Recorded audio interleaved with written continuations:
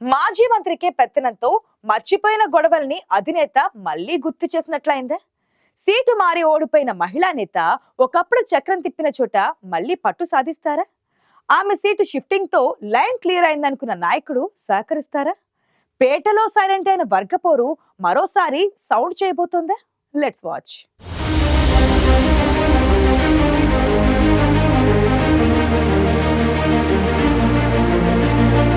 విడుదల రజని తెలుగు రాజకీయాల్లో పెద్దగా పరిచయం చేయాల్సిన అవసరం లేని పేరు. తెలుగుదేశం పార్టీ మహానాడు వేదికపై సైబరాబాద్ లో మీరు నాటిన మొక్కను సార్ అంటూ చంద్రబాబుపై పొగడ్తల జల్లు కురిపించిన రజని ఆ ఎపిసోడ్ తర్వాత సరిగ్గా ఏడాదికే వైసీపీలో చేరిపోయారు. సీనియర్లని కాదని ఎమ్మెల్యే టికెట్ తెచ్చుకున్నారు. అనతి కాలంలోనే పార్టీలో కీలక నేతగా గుర్తింపు తెచ్చుకున్న రజని సోషల్ మీడియాలో ఫుల్ యాక్టివ్ కూడా. రాష్ట్ర వ్యాప్తంగా ఆమెకు ఫ్యాన్ ఫాలోయింగ్ కూడా ఉంది.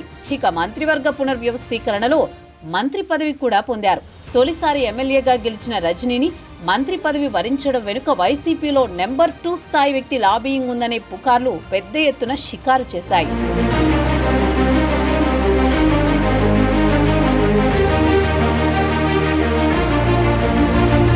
చిలకలూరిపేట నుంచి సీనియర్ నేత, రాజకీయ గురువు ప్రతిపాటి పుల్లారావుపై ఘన విజయం సాధించిన విడుదల రజనీకి జగన్ గట్టి షాక్ ఇచ్చారు. సరిగ్గా ఎన్నికలకు 5 నెలల ముందు రజనీని చిలకలూరిపేట నుంచి గుంటూరు పశ్చిమ నియోజకవర్గానికి మార్చారు. టీడీపీకి కంచుకోట లాంటి గుంటూరు వెస్ట్లో గెలవాలంటే తీవ్రంగా శ్రమించాల్సిందే. అందుకే అప్పట్లో కార్యాలయంపై దాడి చేశారని, తనపై హత్యాయత్నానికి ప్రయత్నించారంటూ హడావుడి చేశారు రజనీ కూడా. అదే సమయంలో తమ దగ్గర డబ్బు తీసుకుని మోసం చేశారంటూ వైసీపీ నేతలే బహిరంగ ఆరోపణలు చేయడంతో రజనీ ఒక్కసారిగా సైలెంట్ అయ్యారు. బీసీ కార్డుతో ఎన్నికల్లో విజయం కోసం ఆమె ఎంత కష్టపడ్డా ఈసారి టైం కలిసి రాలేదు.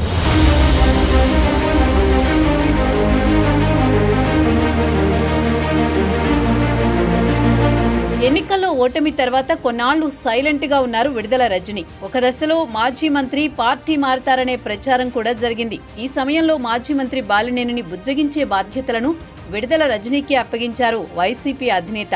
అయితే రజనీ చేసిన ప్రయత్నాలన్నీ విఫలమయ్యాయి. ఇక మొన్నటి ఎన్నికల్లో చిలకలూరిపేట నుంచి పోటీ చేసిన మనోహర్ నాయుడు ఓటమి తర్వాత అడ్రస్ లేకుండా పోయారు.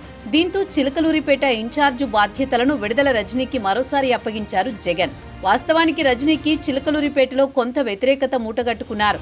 భూకబ్జా ఆరోపణలతో పాటు స్థానిక క్యాడర్తోనే ఆమెకు సఖ్యత లేదు. అందుకే రజనీని గుంటూరు వెస్ట్కి మార్చారు. ఇప్పుడు మళ్లీ చిలకలూరిపేట బాధ్యతలు అప్పగించడంతో స్థానిక నేతలు తీవ్ర వ్యతిరేకత వ్యక్తం చేస్తున్నారు.